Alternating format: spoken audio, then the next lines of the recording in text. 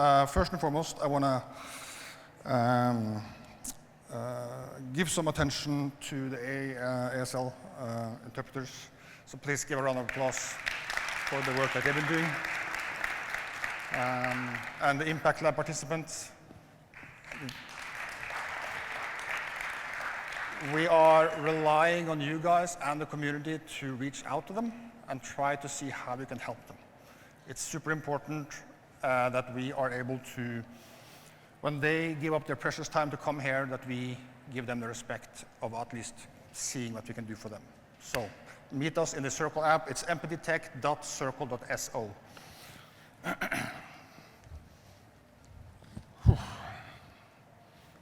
Yeah, this is me. The reason why we're here, it started with a spark. And that spark's name is Angelina.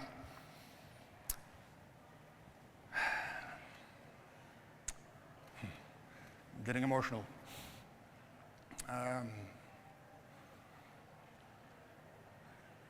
When I met her, I saw how underserved this group was when it comes to technology innovation, but in general. But I'm a tech nerd. I've told everybody multiple times, and in my videos on LinkedIn, I'm a proud tech nerd, and I see everything in the context of technology. And when I saw what was given to my stepdaughter to supposedly help her, I wasn't disappointed. I was pissed off. So that spark of Angelina resulted in me and my wife, Janine. She's not able to be here today, but maybe a round of applause for Janine. All the materials you see here and everything she's been doing, sitting up to 4 or 5 a.m. to make sure we're able to pull this off today. So she's really sacrificed a lot, even though she's not able to be here. We then founded Pletly, the company, as an inspiration of Angelina. Then I met this gentleman here called Frode Kjersem. Raise your hand, Frode.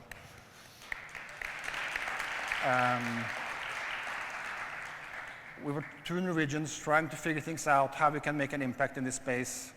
And we experienced a lot of siloed ecosystem here, as it is and has been my experience in Norway.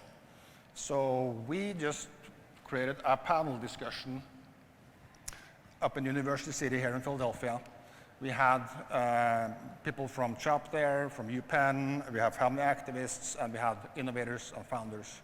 We didn't know what we were doing. We were running around picking up sandwiches and trying to get enough water bottles for everybody.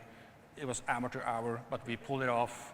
And afterwards, people really told us, this is very much needed. We need more of this. Then I flew back home to Norway, and I told the gentleman who has been leading you the entire day, Geir Landsgaard, so maybe an applause for the main MC of the day. I told him I have this idea and a concept of EmpathyTech. And he, understandably so, what is EmpathyTech, Marius? And I tried to explain, and he understood what I'm trying to convey. And we then just set us a goal of setting up a small event in Norway, in Oslo. And we pulled that off. Norwegians and Scandinavians were a little more standoffish when it comes to using more fluff words like love and empathy. So the response was often like, what you're trying to sell me here, Marius? What's the deal? But we proved some of the skeptics wrong.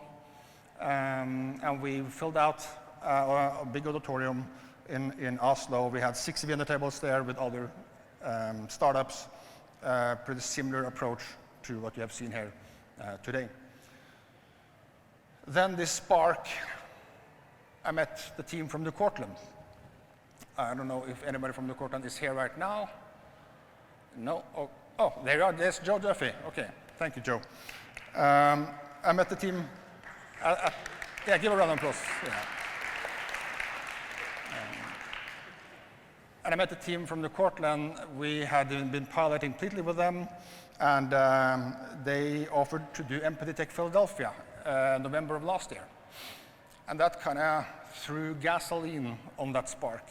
And I have to emphasize that spark, the metaphor is now EmpathyTech, not my stepdaughter. Just to make that clear. That was a big success. And we got more of the same feedback. This is amazing. We need more of this. Getting people together, have the collaborative mindset, and having empathy as one of the leading themes, and also driving forces of collaboration and in innovation and technology. Then we approached ASUA.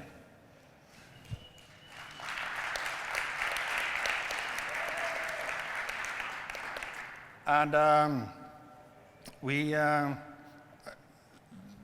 they're rebranding, so their name is now ASUA. They were usually before called a Step Up Academy.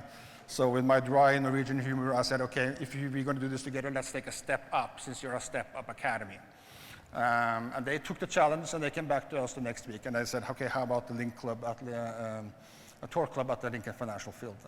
And then that's a big step up, right? I don't know what you guys think, but this venue and everything has been amazing. Yeah. That meant that we, who are kind of more aggressive and bold, says like, hey guys, step up, and we have to step up. So that has been the last, I don't know, 6 months or something of our life. So this has been a tough period for everybody involved.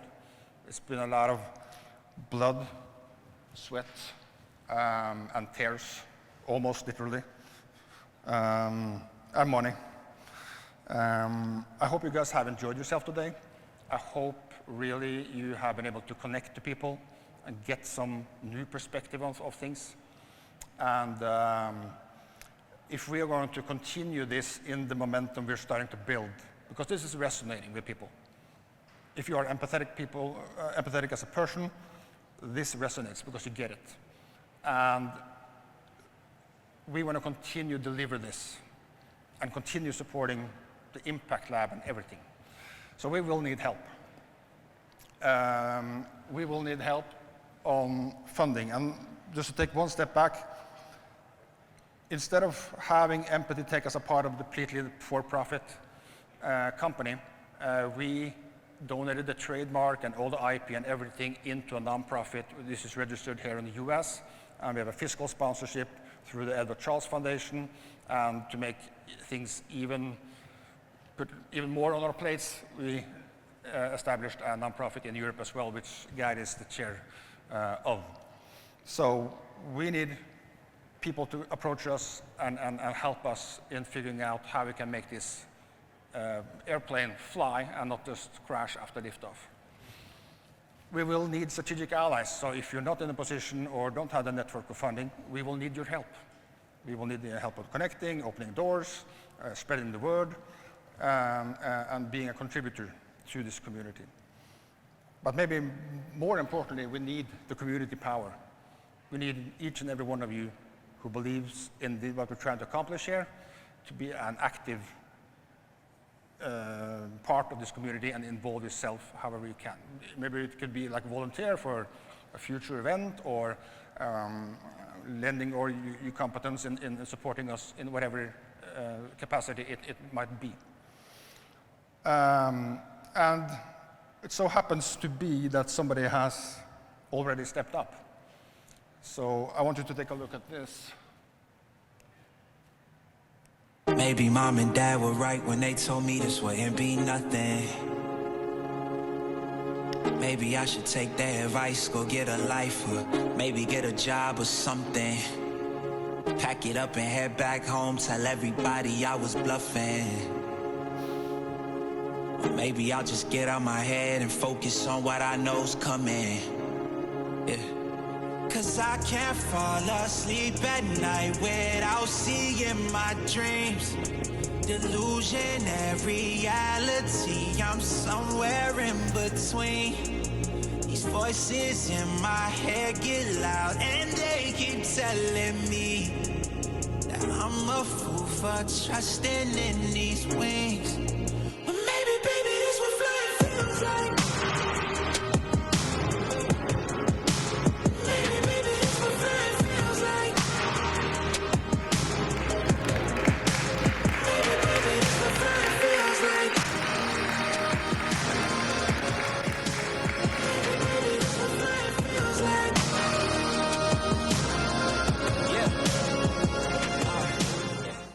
So it's my great honor to welcome CEO and President of Special Olympics Pennsylvania, Mathisen, on stage.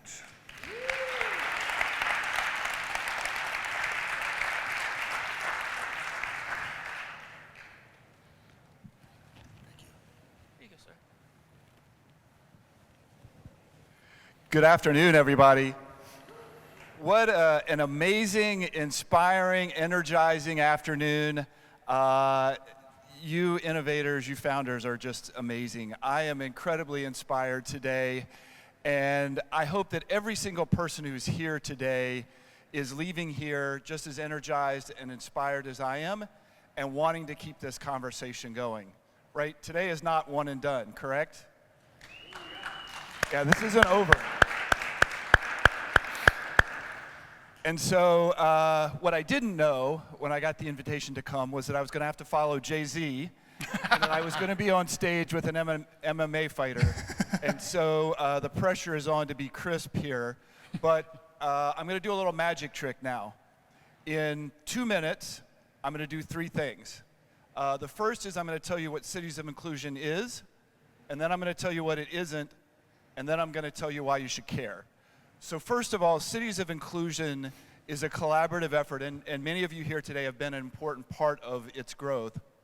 It's a collaborative effort with individuals, organizations, government agencies, nonprofits, corporations, self-advocates, all working together to make Philadelphia a more welcoming and accepting city for people with disabilities.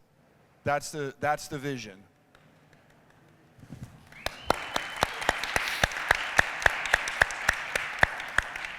And so that's what the vision is, and we've been working in many different functional areas because there's so many aspects of everyone's life that are so critical to them being a part of their community. It's health care, it's education, it's employment, it's access to information and services. But one of the things that's really been missing a lot of the times from our conversation to date is the role that technology plays. And so I'm really excited to be here today to work more closely with EmpathyTech as we bring our next City of Inclusion Summit to Philadelphia next October, and I really look forward to the work that we can do together. And so that's what Cities of Inclusion is and can be. What it isn't is it's not another project. It's not a program. It's really bringing everyone together and taking all of the great work that all of you are already doing and amplifying it. And so, do I have the clicker? Yeah, press the. Sorry, I should have put that up before.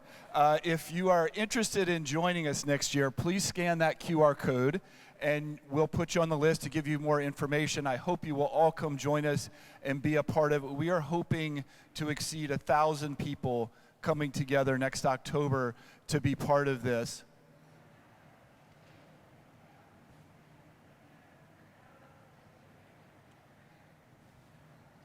And so I've told you a little bit about what we are, what we aren't, the why you should care. Let me ask all of you a question. 2026 is a big year in Philadelphia, right? It's the 250th anniversary of the country. There's all kinds of things happening next year, FIFA, MLB All-Star Game. Why does that matter? What connects all of that? What's important about that celebration next year? Well, I have an answer for you, and I hope it will inspire you again to come join us. And that leads me to, if I can go the right direction here. The why you should care is if you think about the last celebration that we had in 1976, that was before the ADA was enacted. people with disabilities weren't even part of the conversation the last time we celebrated. This time, not only are people with disabilities visible, but we want to celebrate Philadelphia as an inclusive city next year. And so I'm really excited to announce that Loretta Claiborne, one of our athletes, how many of you are familiar with Loretta already? Handful of people. If you don't know Loretta, please go to that website, lorettabook.com. Loretta's autobiography is coming out next year. She is an incredibly inspiring and amazing individual, and we are planning to have Loretta with us at the City of Inclusion Summit next year. So thank you. This is just the start, and I hope we'll see all of you next October. Thank you. So to sum up, October 7th, 2026, EmpathyTech Philadelphia, October 8th, Cities of Inclusion Disability Summit. Right, so save the dates and then see you there.